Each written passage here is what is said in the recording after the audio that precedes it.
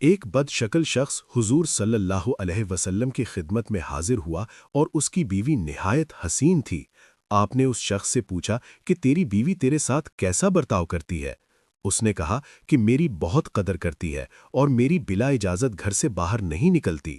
اپنے حسن و جمال کا لحاظ نہیں، میری خدمت کا خیال کرتی ہے۔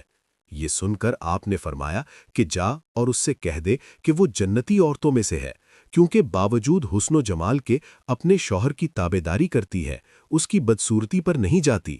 اس حدیث سے معلوم ہوا کہ شوہر کی خدمت کرنے سے عورت کو جنت حاصل ہوتی ہے، بالخصوص وہ عورت جو کہ حسن و جمال میں شوہر سے بڑھ کر ہے، مگر وہ حسن و جمال پر فخر کی بجائے شوہر کی خدمت پر فخر کرتی ہو۔